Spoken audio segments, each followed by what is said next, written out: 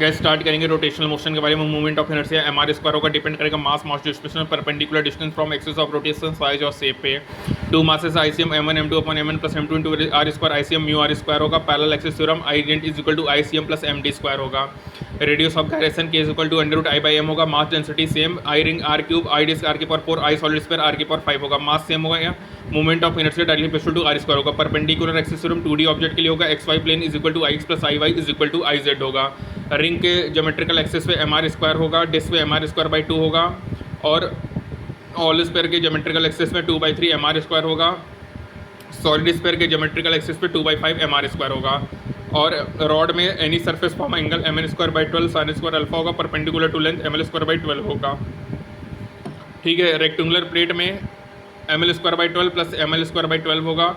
ठीक है guys, square plate में E1 M L square by 12, I2 भी M L square by 12, I3 M L square by 6, I4 M L square by 3 होगा। Annular disc में geometrical axis में m/2 capital R square plus small R square होगा।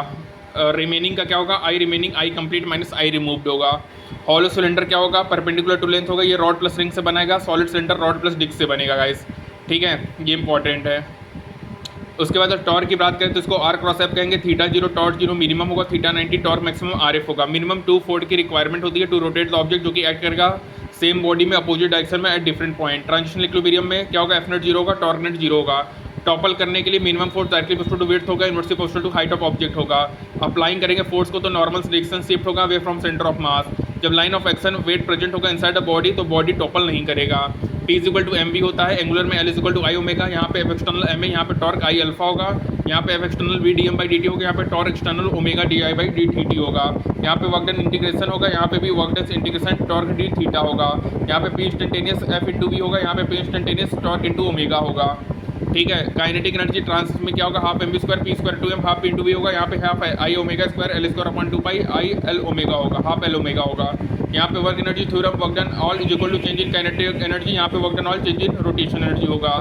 यहाँ पे भी conservation of linear momentum होगा, that is kinetic energy initial plus potential initial is equal to kinetic energy final plus potential final. यहाँ पे भी होगा kinetic energy initial plus potential initial equal to kinetic energy final plus potential energy final.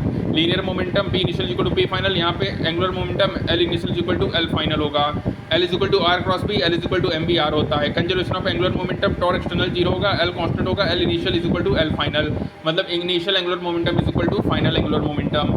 Pure rolling में velocity omega R होगा, omega friction 0 होगा, one rotation में 2 pi R होगा। Forward slipping होगा, velocity greater than omega R होगा, direction of friction backward होगा। Backward slipping में omega R ज़्यादा होगा, डायरेक्शन ऑफ फ्रिक्शन फॉरवर्ड होगा। रिंग का K square by are square 1 होगा, सॉलिड स्क्वायर का 2/5 होगा, डिस्क का 1/2 होगा, हॉलो स्क्वायर का 2/3 होगा। सबसे ज़्यादा रिंग का फिर हॉलो स्क्वायर, डिस्क फिर सॉलिड स्क्वायर होगा। वेलोसिटी सॉलिड स्क्वायर फिर डिस्क फिर हॉलो स्क्वायर रिंग होगा। टाइम सॉलिड स्क्वायर से ज़्यादा डिस्क का फिर हॉलो स्क्वायर फिर रिंग का होगा। फ्रिक्शन सबसे ज़्यादा सबसे छोटा सॉलिड स्क्वायर फिर डिस्क फिर हॉलो स्क्वायर फिर रिंग का होगा। एक्स रिंग का आर होगा, एक्स डिस्क का r/2 होगा, हॉलो स्क्वायर का 2/3 आर होगा, एक्स स्क्वायर का सॉलिड स्क्वायर का 2/5 आर होगा। प्योर रोलिंग में ऊपर की वेलोसिटी ज़्यादा होती है, नीचे की वेलोसिटी कम होती है।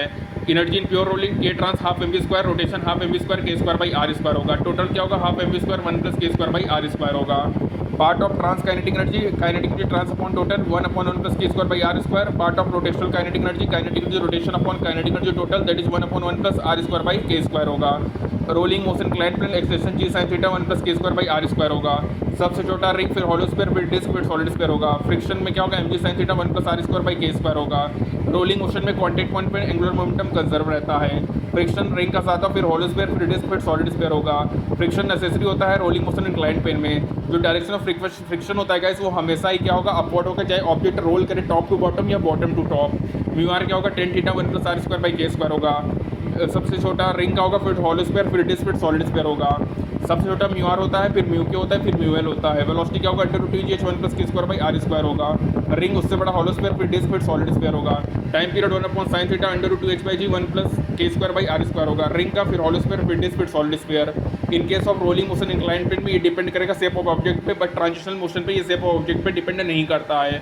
तो गाइस याद रखना, in case of rolling motion inclined plane में शेप ऑफ ऑब्जेक्ट पे डिपेंड करेगा, बट ट्रांजिशनल मोशन पे ये शेप ऑफ ऑब्जेक्ट पे डिपेंड नहीं करेगा। ठीक है, और याद रखना कॉन्टैक्ट पॉइंट पे प्योर रोलिंग में कॉन्टैक्ट पॉइंट पे एंगुलर मोमेंटम हमेशा ही कंजर्व रहता है। ठीक है, और याद रखना डायरेक्शन ऑफ फ्रिक्शन हमेशा ही अपवर्ड होगा, चाहे ऑब्जेक्ट रोल करे टॉप टू बॉटम या bottom to top. Direction of friction हमेशा ही क्या रहेगा गाइस, हमेशा अपवर्ड रहेगा, ऊपर की तरफ रहेगा। ठीक है, तो यहाँ पे हमारा कंप्लीट होता है, that is the rotational motion.